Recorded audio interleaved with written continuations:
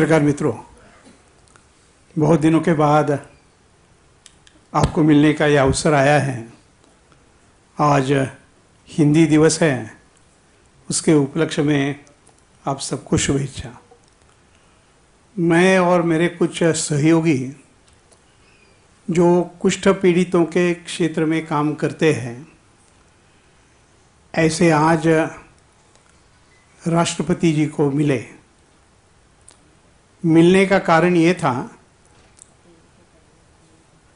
कि 2007 में मैंने और मेरे साथ आए हुए प्रतिनिधि वहाँ बैठे हैं, प्रेस स्टेटमेंट में उनके नाम है, वो एमिनेंट पर्सन्स इन लेप्रेसी डीलिंग इश्यूज ऐसे हैं, और कुछ गांव के बाहर कुष्ठ पीड़ितों की जो बस्ती है उसमें रहने वाले भी हैं। तो 2007 में मैंने राज्यसभा में एक कुष्ठ पीड़ितों का सशक्तिकरण करने के लिए, एम्पावरमेंट करने के लिए एक पिटीशन, याचिका दी थी। जैसे पार्लियामेंट की परंपरा होती है, वो याचिका समिति ने एक साल में अलग अलग स्थानों पर जाकर जांच की, चर्चा की, हमें भी बुलाया, और नवंबर 2008 में उन्होंने अपना रिपोर्ट राज्यसभा को प्रस्तुत किया।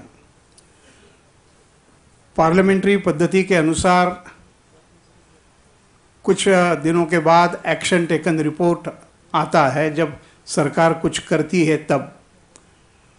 तो 2 साल के बाद, मतलब नवंबर 2010 में एक्शन टेकन रिपोर्ट भी राज्यसभा के पटल पर रखा गया, और उसमें हम लोगों ने जो मांगे की थी उसको स्वीकार करने के मोटे तौर पर कहा था। मांगों के बारे में मैं अंत में कहता हूं।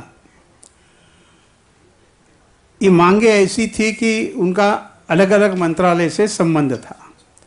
हेल्थ मिनिस्ट्री के साथ संबंध है, ह्यूमन रिसोर्सेज के साथ संबंध है, लीगल डिपार्टमेंट के साथ संबंध है, और इसलिए हमने प्रधानमंत्री जी को एक पत्र लिखा कि ये 3-3.5 साल के बाद ये रिपोर्ट आया है, तो आप हमको मिलने के लिए यदि समय देंगे तो हम आपको इसके बारे में जानकारी देंगे और प्रार्थना करेंगे कि इसका क्रियान्वयन जल्दी हो। तो मैंने प्रधानमंत्री जी को 4 पत्र लिखे। वो 4 पत्रों के डेट्स भी, पहला पत्र 1 जनवरी 2011 को लिखा, फिर दूसरा 20 जनवरी को, तीसरा 10 मार्च को, और कोई भी प्रतिसाद न आने के कारण, जिसको हम SOS कहते हैं, सेव आवर सोल्स, ऐसा एक पत्र, चौथा पत्र उनको हमने 9 मार्च को भेजा। प्रधानमंत्री से कोई प्रतिसाद नहीं आया। संवेदनहीनता का यह एक अजब नमूना है कि इतने गंभीर विषय पर पत्र लिखने के बाद एक्नॉलेजमेंट भी नहीं, मुलाकात देना तो दूर ही हो गया। फिर इसके बीच में मार्च 2011 में यूनाइटेड नेशंस ने कुष्ठ पीड़ितों के प्रति एक रिजोल्यूशन पास किया, और देश विदेशों में किस प्रकार इनको मदद करनी चाहिए उसके बारे में वो रिजोल्यूशन, जो सामान्यतः दुनिया के सब देशों ने स्वीकार करना चाहिए, ऐसा 25 मार्च को उन्होंने गाइडलाइंस रिजोल्यूशन के माध्यम से दी।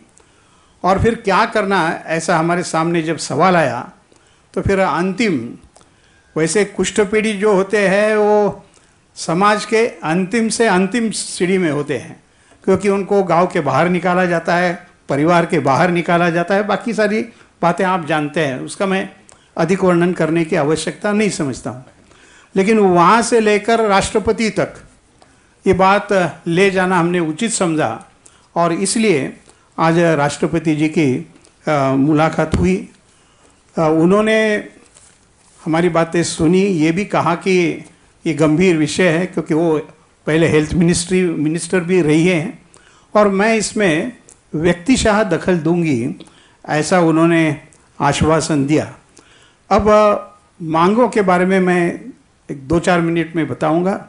10 मांगे जो कमिटी ने मान ली है, सिफारिश उसकी की है, उसमें से पहली मांग ये है कि कुष्ठ पीड़ितों का सशक्तिकरण कैसा करे, उसके लिए एक देश की पॉलिसी बनानी चाहिए।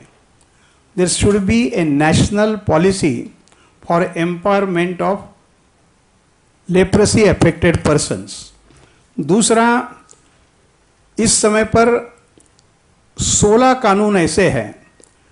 एक जमाने में ऐसी सोच थी कि कुष्ठ रोग ये संसर्गजन्य रोग है और ये कभी ठीक नहीं हो सकता है। विद्यमान स्वास्थ्य की व्यवस्था ये है कि कुष्ठ रोग अभी संसर्गजन्य नहीं रहा है और वह ठीक भी हो सकता है। लेकिन 16 कानून ऐसे हैं जिसमें एक डाइवोर्स, हिंदू मुस्लिम क्रिश्चियन को भी, किसी को कुष्ठ पीड़ा हो गई है ऐसा कहने के बाद भी वो डाइवोर्स ले सकता है, या LIC के पॉलिसी नहीं मिलती है, रेलवे में आप प्रवास नहीं कर सकते हैं। ऐसे अलग अलग 16 कानून हैं जिसमें परिवर्तन करने की आवश्यकता है और कमिटी ने भी ये मान लिया है कि करना चाहिए। तो ये दूसरी मांग थी। तीसरी मांग ये है कि कुष्ठ पीड़ितों के लिए कुछ ना कुछ सहयोग सरकार की ओर से देने के लिए कुछ प्रतिमास राहत राशि दी जाती है पेंशन के रूप में। कुछ जगह पर 200 है, कुछ जगह पर 600 है, कुछ जगह पर कुछ नहीं है। और दिल्ली में प्रतिमास 1800 रुपया है, महाराष्ट्र में 600 रुपया है। तो सबको एक साथ एक ही अमाउंट देनी चाहिए 2000 की। इस प्रकार की सिफारिश कमेटी ने की है, वो एक हमारी मांग थी। इसके बाद ऐसा है कि ये कुष्ठ पीड़ित जो लोग जहाँ रहते हैं उनकी जाति धर्म एक पीढ़ी के बाद किसी को कुछ पता नहीं होता है, वो कौन से गांव के हैं, कैसे आए, कहाँ रहे, और उनको बिलो पॉवर्टी लाइन के कुछ लाभ लेने हैं तो उनको पहले का सर्टिफिकेट लगता है, कहाँ के रहने वाले, क्या रहने वाले हैं। तो हमने ये मांग ये की है कि कुष्ठ पीड़ित है ये कहने के बाद उसको बिलो पॉवर्टी लाइन के जो भी लाभ है वो अपने आप मिलने चाहिए। उसके लिए अलग से सर्टिफिकेट वगैरह के जो झंझट होता है, ये अनपढ़, वैसे देखा जाए तो हम जानते हैं, आप भी देखते हैं कि भीख मांगना यही सबसे कॉमन उनका व्यवसाय के तौर पर रहता है। तीसरी बात, पांचवी बात हमने ये कही कि ये गांव के बाहर जहाँ रहते हैं, शहरों में झुग्गी झोपड़ियों में भी पानी बिजली दी जाती है, लेकिन इन बस्तियों को पानी, बिजली, टॉयलेट्स, इस प्रकार की सिविक एम्यूनिटीज़ दी जानी चाहिए सरकार की ओर से। फिर पढ़ाई के बारे में भी वही हालत है। कोई बच्चा उस कॉलोनी से स्कूल में आता है, ये कह दिया तो उस बच्चे को स्कूल में प्रवेश नहीं मिलता है। लोग कहते हैं कि भाई हमारे यहाँ तुम्हारे लिए नहीं, और इसलिए शिक्षा क्षेत्र में एक डिस्क्रिमिनेशन बड़े पैमाने पर हो रहा है। और विशेषतः जिनको आगे पढ़ना है उनके लिए सरकार ने सभी प्रकार की व्यवस्था देनी चाहिए। ये कुष्ठ पीड़ित कुछ व्यवसाय भी करते हैं, छोटे छोटे व्यवसाय, कपड़े के बैग्स है, इस प्रकार के करते हैं, लेकिन उस पर भी सरकार वैट लगाती है। वैसे अपना जीवित कुछ ना कुछ चलाने के लिए तो ये वैट भी कुष्ठ पीड़ित जो बेचने के लिए चीज़ें बनाते हैं उन पर नहीं लगना चाहिए। और 2 मांगे, उसमें एक ये है कि ये माना जाता रहा है, सरकार भी प्रचार कर रही है कि कुष्ठ पीड़ितों की संख्या धीरे धीरे कम होने लगी है। लेकिन जब हमने पिटीशन में आग्रह किया कि आप इसकी जांच करिए तो कुछ जिलाओं के सैंपल सर्वे लिए गए, उसमें से ये बात सामने आई है कि कुष्ठ पीड़ितों की संख्या बढ़ रही है, कम नहीं हो रही है। और इसलिए नेशनल लेवल पर इसका सर्वे करना चाहिए फिर से। और वर्ल्ड हेल्थ ऑर्गेनाइजेशन ने जो गाइडलाइंस दी है उसके अनुसार सरकार ने काम करना चाहिए। इस प्रकार का प्रतिवेदन हमने दिया। लगभग आधा घंटा चर्चा हुई।